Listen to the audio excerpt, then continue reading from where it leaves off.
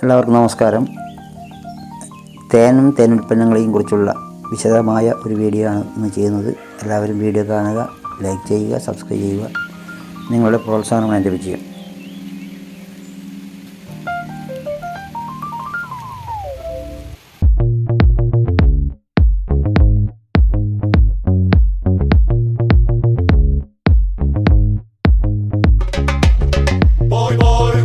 Kasaragod B keeping cluster ഇത് 2021 കിട്ടിയതാണ്.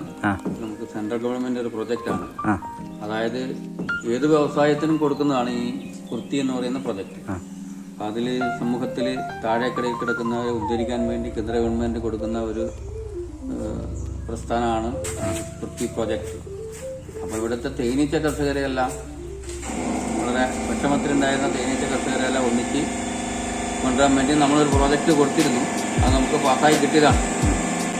ഇത് 2 കോടി രൂപയാണ് ഇതിൻ്റെ മൊത്തം കോസ്റ്റ്. അതിനകത്ത് നമുക്ക് 500 കൃഷിക്കാരെ നമ്മൾ ഇതിനകത്തുണ്ട്. 500 കൃഷിക്കാർക്ക് 10 വെട്ടി വെച്ച് നമ്മൾ കൊടുത്തിട്ടുണ്ട് അനുബന്ധ ഉപകരണങ്ങൾ. അപ്പം അത് ഏതാണ്ട് ഒരു നല്ല ഒരു ശതമാനം ആൾക്കാർ നല്ല രീതിയിൽ മുന്നോട്ട് പോകുന്നുണ്ട്.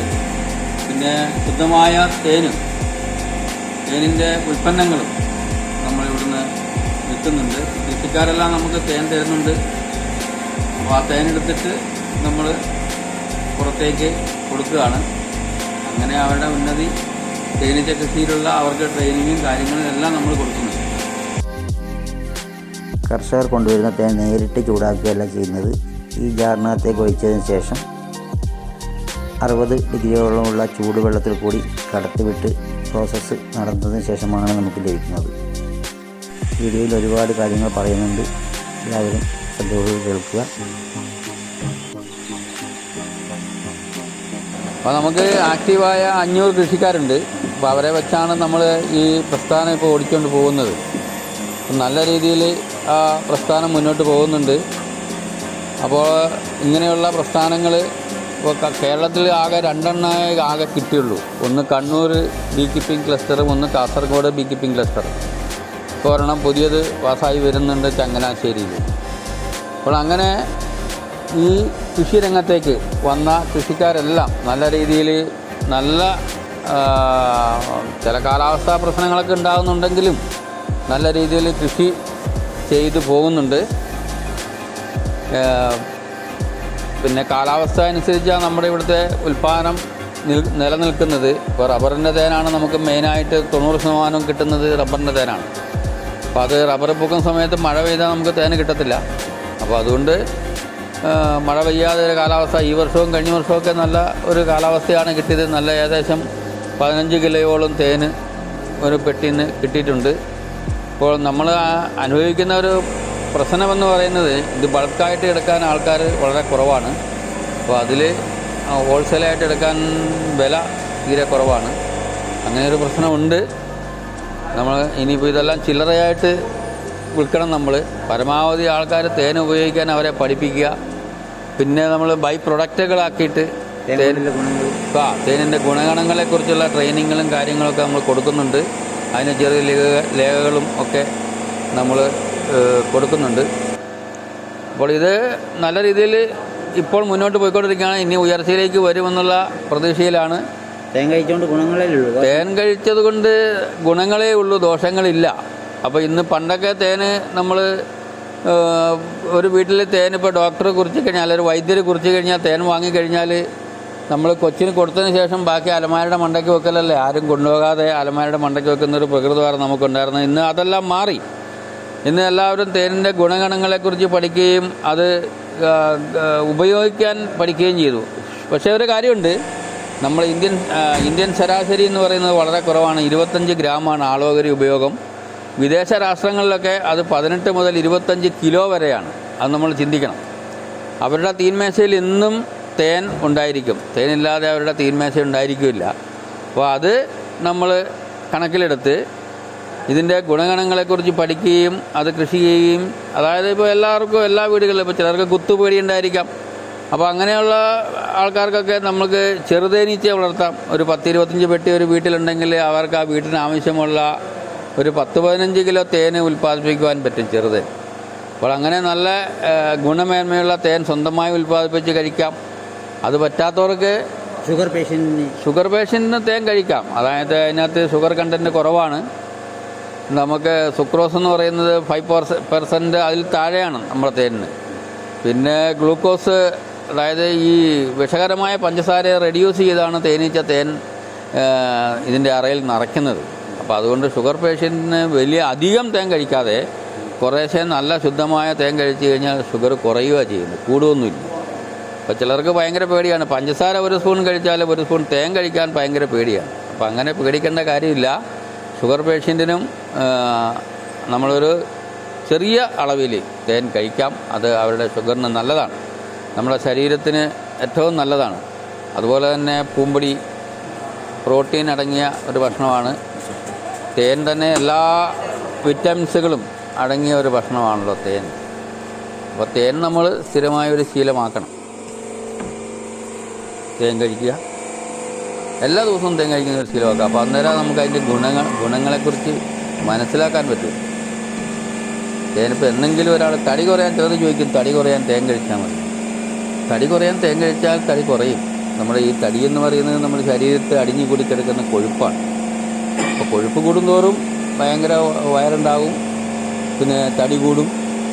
അപ്പോൾ ഇതിനെ ഈ കൊഴുപ്പ് ഒട്ടുമില്ലാത്ത ഒരു ഭക്ഷണവസ്തുവാണ് തേൻ. ലോകത്തിൽ ഒരു ഭക്ഷണവും ദഹനപ്രക്രിയ കഴിഞ്ഞ ഭക്ഷണമില്ല, പക്ഷേ തേൻ ദഹനപ്രക്രിയ കഴിഞ്ഞ ഭക്ഷണമാണ്. അപ്പം അതുകൊണ്ടാണ് ഒരു തേൻ കുറച്ച് കുടിച്ചു കഴിയുമ്പോഴേ നമുക്കൊരു കൂടുതലായിട്ട് കഴിച്ചു കഴിഞ്ഞാൽ പരവേശം ഉണ്ടാകുന്നു. നമ്മുടെ രക്തത്തിലേക്ക് നേരിട്ട് ആഗിരണം ചെയ്യപ്പെടുക ചെയ്യുന്നു തേൻ.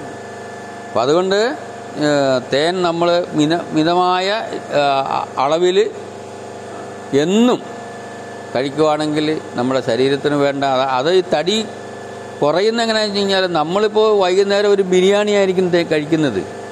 അപ്പോൾ ആ ബിരിയാണിയും കഴിക്കും തേനും കഴിച്ചാൽ തടിയൊന്നും കുറയത്തില്ല. നമ്മൾ ഒരു നേരത്തെ, അതായത് 3200 കലോറി ഊർജം 1 കിലോ തേനിലുണ്ട്.